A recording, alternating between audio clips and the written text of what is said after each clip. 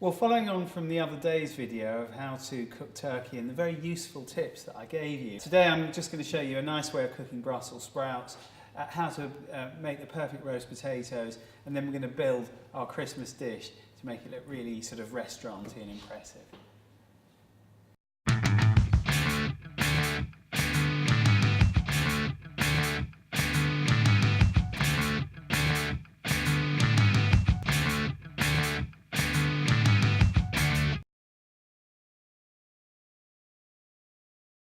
Well, I thought I would show you some veg as a separate vid, just to go with your Christmas meal.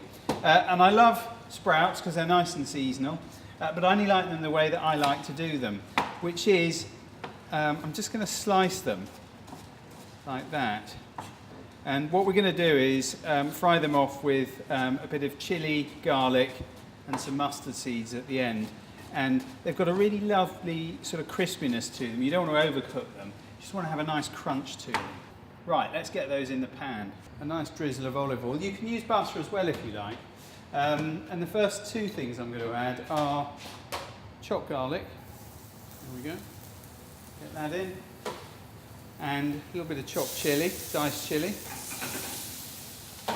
And pretty soon afterwards, I'm just going to get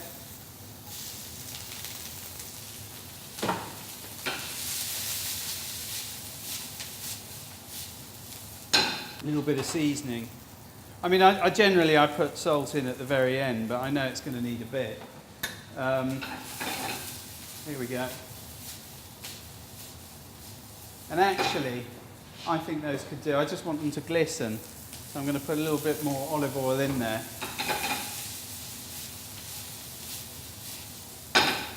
So those are going to cook off now for the best part of 2 or 3 minutes, and then we'll get those out. So those have got a lovely bit of colour on, just towards the end, for the last minute. Shove the mustard seeds in. Just give them a nice little toss. Right, the potatoes. What I've got here are a Maris Piper. You can use a King Edward.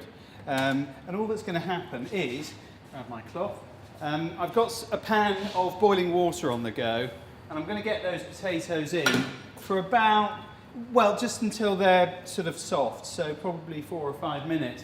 Another way of doing this is to put them in cold water, and when the water comes up to the boil, you probably want to do it like another 5 or 6 minutes after that. So we're going to leave those on for about 5 minutes, come back in a minute. Right, those have been on for quite a while, so here we go. I'm just going to drain those in, lovely. And now, just going to put them back on. But here's the secret, yeah, of how to make the fluffiest ever potatoes. Really nice. Put some salt and pepper in now. I always think that's a good idea. Put the lid on, and then just shake them around. And you don't want to smash them, you know, to mash potato. You just want to give them a nice rough edge. Right, here's another great tip. I'm going to stick that on the hob, and what's going to happen is I'm going to take the potatoes and I'm going to fry them off in duck fat or goose fat, whichever you prefer. If you're vegetarian, then you can use vegetable oil. We're going to fry them off, and that's going to get them really crispy. And remember, because we shook them up, they're a bit battered up, so that's going to give them a bit more reason to crisp up, if you know what I mean. Right, here we go. Right, so on they go. And I'm going to give them, you know, I'm going to be doing this for more time than is acceptable or enjoyable for you to watch. So when you come back, they'll be nicely fried, and we'll stick them in the oven. Right, well, those have been sizzling off for about 3 or 4 minutes, and I'm now just going to stick them in this oven. Here we go. I reckon about 160 degrees for 2 hours if you like. That's probably good. But remember, your oven's going to be different to this, so just keep having a look at them and keep turning them as you go. So the big moment, these are going to be the, can I have thirds of roast potatoes for Christmas? And now you know how to make them. They've been in for about 2 hours, so let's get them out.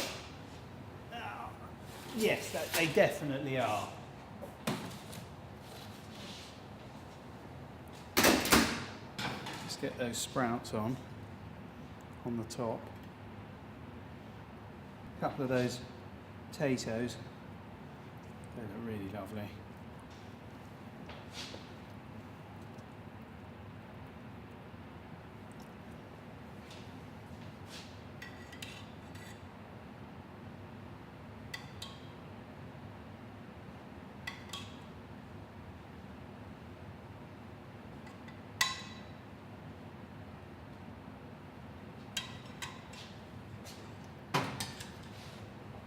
So we've now come to that moment where who wins the pasta machine? How do you win a pasta machine? Well, if you leave a review on either Google or Facebook, your name gets entered, and if I draw your name out, the machine is yours. So Christmas has come early for, Lucy Staves.